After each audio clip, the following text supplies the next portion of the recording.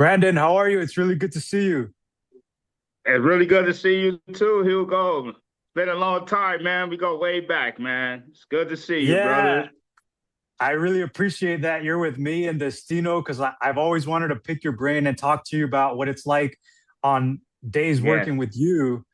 Would you be able to start with your name and what you do?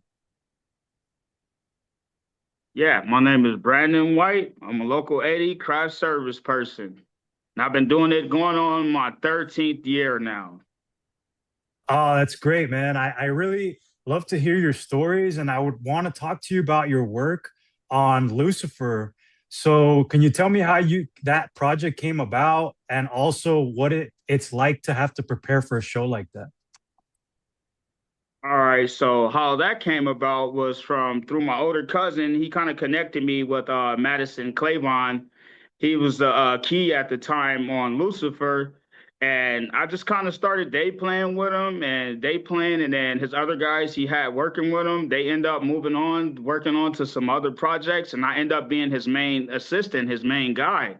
So it was like then I stayed with him for about 4 years on that show, and it was awesome. It was an awesome experience. Tom Ellis, Lauren German, who else?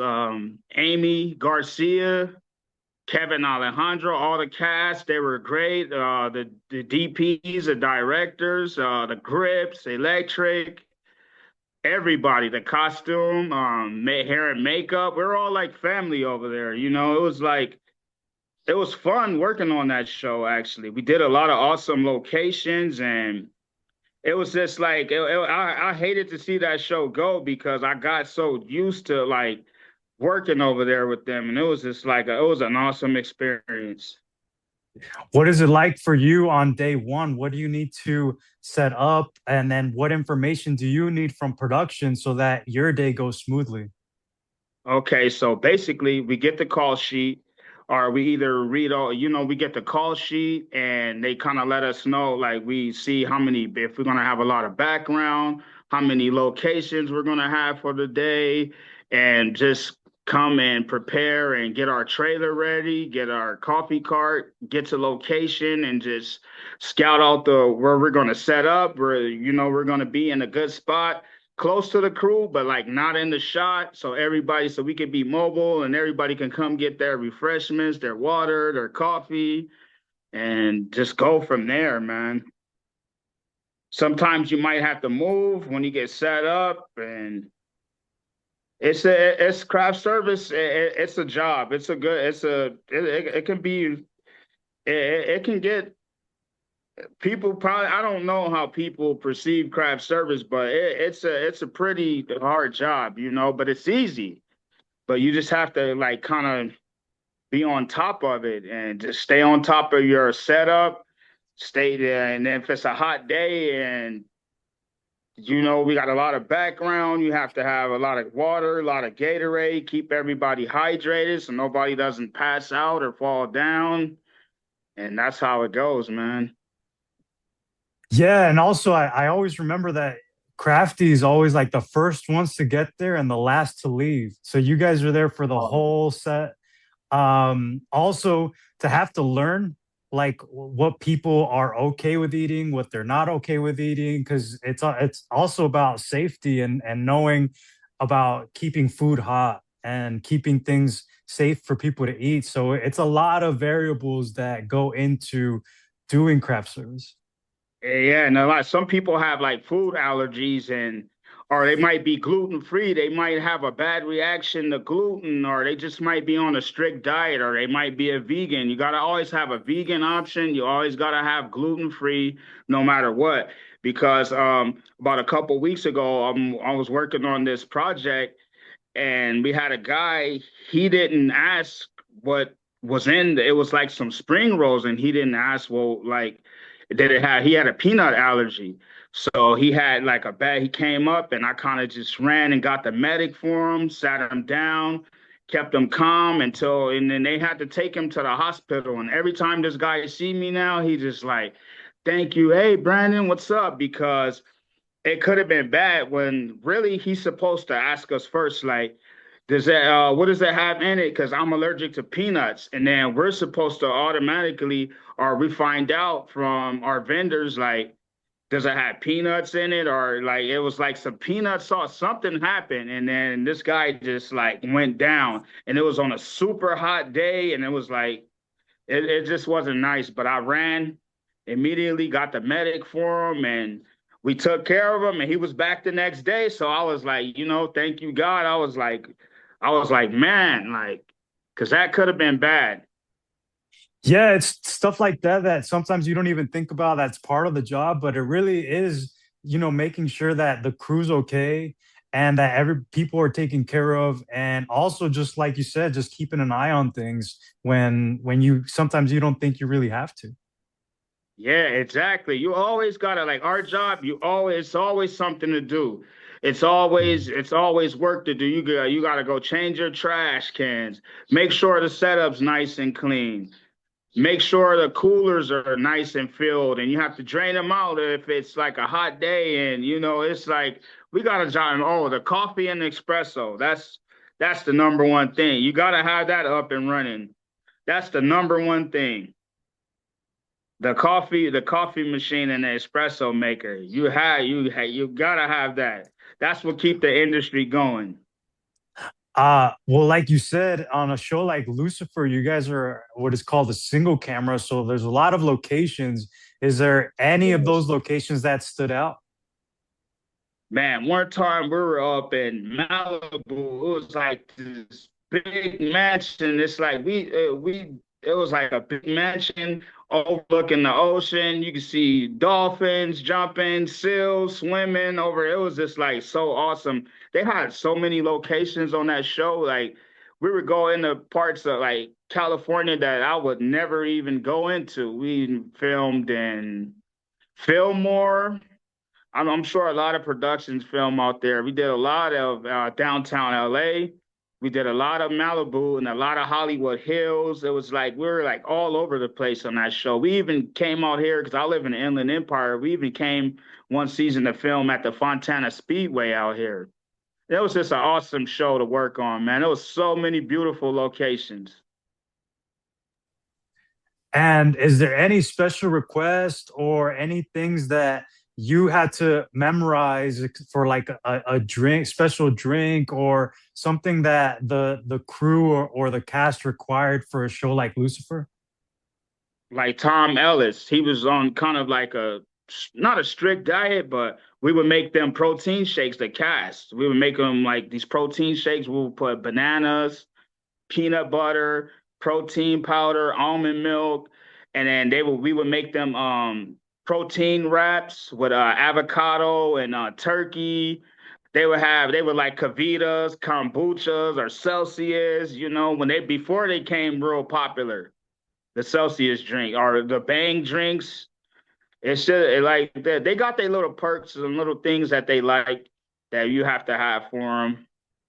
Certain type of water, like certain actress or actors, they might drink a certain type of water or certain type of diet soda or something like that. For a show like Lucifer, who's part of your team? Who do you communicate with throughout this whole project? With Madison Claiborne with the Key Craft Service, and then we would communicate with the ADs. It was Matt Pexa, uh, with Joan Cunningham. She was one of our line producers, she was a UPM, then she moved up to line producer, and just all departments, electric grip, if they wanted something special or if they needed cases of water or we would just our transportation too. I forgot about my 399 brothers.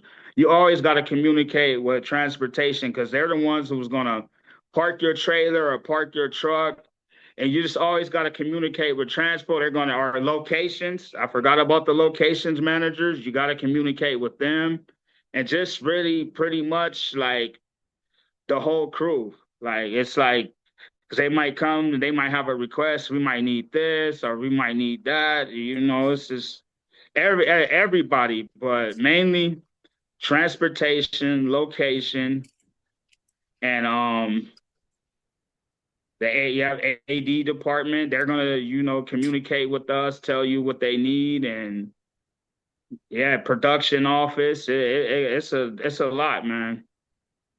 Yeah, exactly. It gives you that opportunity to actually connect with the whole crew on different levels, not only just behind the scenes, you also get to know them personally. And like you said, it becomes a family and it makes you want to go to Yeah, work.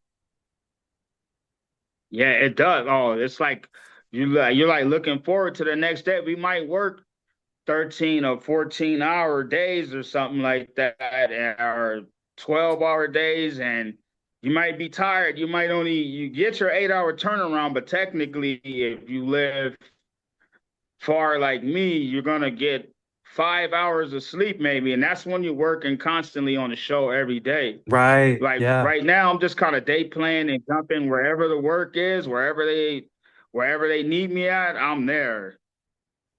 What would you say are the hours that you would typically work on a show like Lucifer?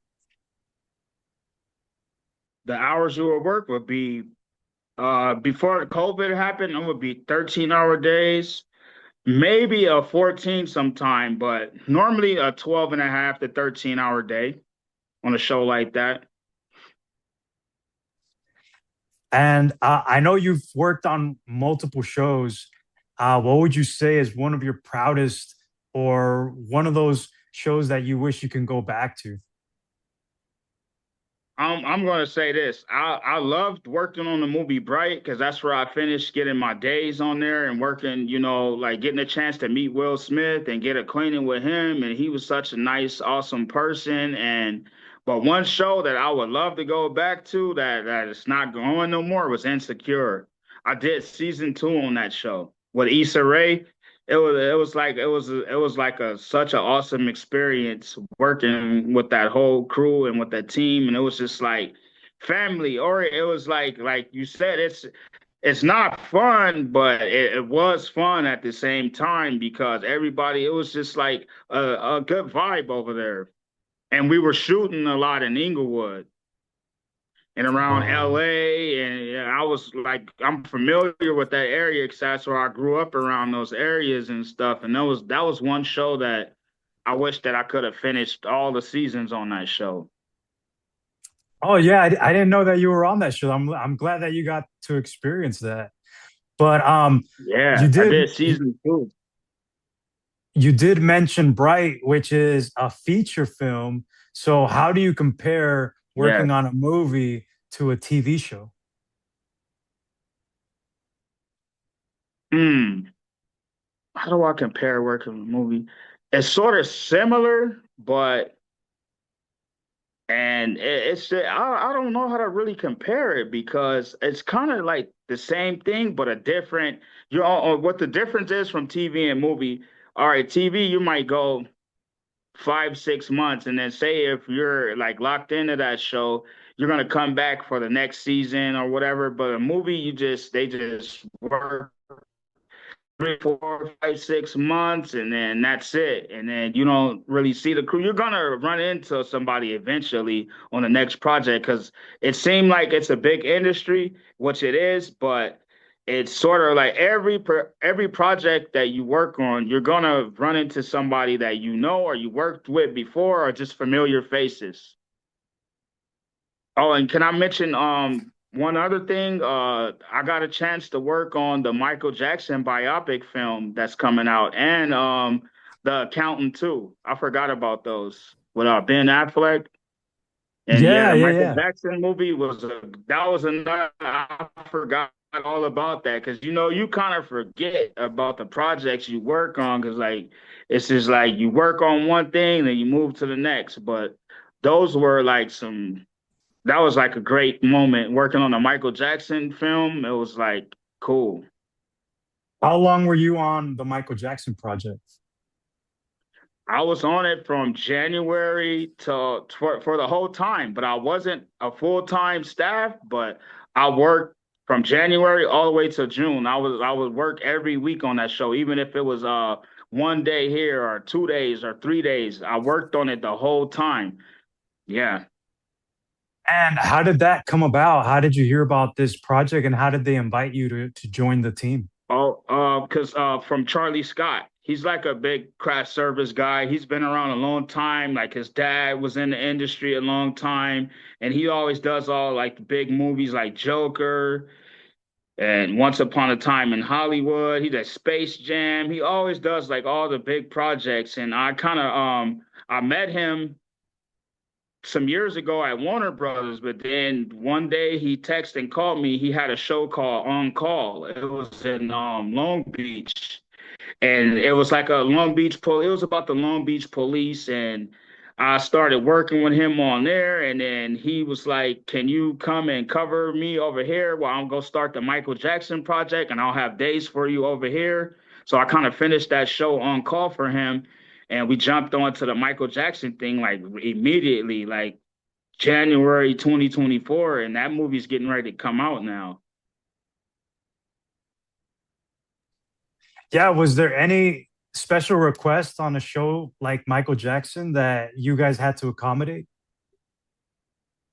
Yeah, well, like the director Anton Fuqua, we had to have like some special drinks for him and things like that. And for the guys playing Jafar Jackson, which is Michael Jackson's nephew, playing it, he didn't really have too many special requests, but it was like it was a busy movie to work on. It was like a big thing to work on, man, and it was like so awesome just to experience that, just to be around. Like it's like, come on, that's Michael Jackson. That's a legend right there. It was an awesome experience, man. Did you guys have any Michael playing in the background while you guys were working? Uh, well, when they did certain, I don't know if I'm able to talk about, but when they did a lot of like the concerts and stuff like that, they would play. It was just like, dude, it was so like mind blowing and awesome because like his nephew is like he he looked he they had a he man I don't know how to explain it. It was just like just to see all of those things happen. It's like wow, it's like once in a lifetime, working in this industry. It's some interesting things to that you get to see. You actually get to see how TV is made, how movies are made, how scenes are made, special effects. It's like it's all art. Like the art department. You guys are such a big thing too. Every department makes it go, makes it run. Camera, grips, electric, hair and makeup, costume. You got transportation.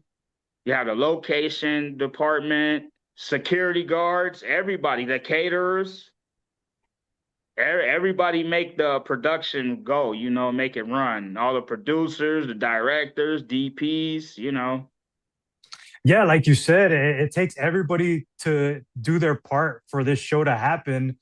But as well, I wanted to say that, it's also a testament to the work that you provide because, they have to get the top people to get on these shows. And I'm glad Yes. that you got the call and you got to experience this show. Yeah, man, it's awesome, man. I love working in this industry, man. I don't really know nothing else besides it. Being in it for so long, it's like it's kind of like it's a dream job. It is. What made you want to work in entertainment? You know what? I actually started off as a substitute custodian at Warner Brothers. And my first assignment was in the commissary. And then I did my custodian assignment, and then it was about to end. So I talked to the executive chef, and I was like, I still needed a job, and he gave me a job as a utility worker. So I started working in a commissary, and from the commissary, they kind of just threw me on the catering trucks, and it just went from there. I just stayed around, but I went to school for audio engineering and music production. I wanted to be a Y16 in the sound department, but that didn't really work out for me. It didn't happen, but craft service was something that I seen that I had experience in from working in catering. It's sort of similar. And I was like, that would be an awesome job. So I just like started talking to different people, people, and I met a guy named Dan Waters, so, which is like one of my mentors, was introduced me to craft service, and he helped me get my 30 days, and it went from there, man. And what advice would you give your younger self? I would just tell my younger self, just stay motivated and stay positive and don't let nothing discourage me, or just basically stay motivated and keep my eyes on what I really want to do. Yeah, that's great. I mean, I really do appreciate that you've stayed on your path for so long because you know it does get challenging, but you've had your head straight and Yeah. you know your personality, your work ethic, all that brings you all that great work.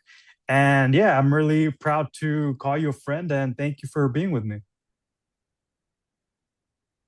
Same with you, man. I'm proud. We came a long way, Hugo. We started from the bottom, man. We started from the bottom, and it's like, and especially for you, man. I'm so proud of you on the position that you rose up to, and man, I'm just like every time I like see any of your interviews or see anything, that's why I'm always like liking it, and like I'm glad I got to see you a couple weeks ago. We got to work on a pilot with each other at Universal. So it was like, man, it's a good thing, man. We came a long way. We Always great to still see here. you. Yeah. So yeah, I You can't wait too, to see you on brother. the next one. Oh I yeah, can't we wait to. going. Oh, we definitely gonna see each other on the next one. All It's right, coming thank you, soon. Brandon. Thank you, Brandon. Are you I'll welcome, definitely Hugo? talk to you. Peace. Have a good one, brother. All right, man. Have a good one. Thank you, man. I appreciate you for bringing me on here. I know a lot of craft service people didn't want to, get on here and really talk, but I'm going to be the voice that speak up for us. Yeah, of course. Yeah. Thank you. I'm really thankful that you were open to doing something like this, and I love to hear your stories. And Oh yeah, yeah. I'll have to invite you for another time. Oh yeah. Most definitely. We got a lot to talk about, Hugo.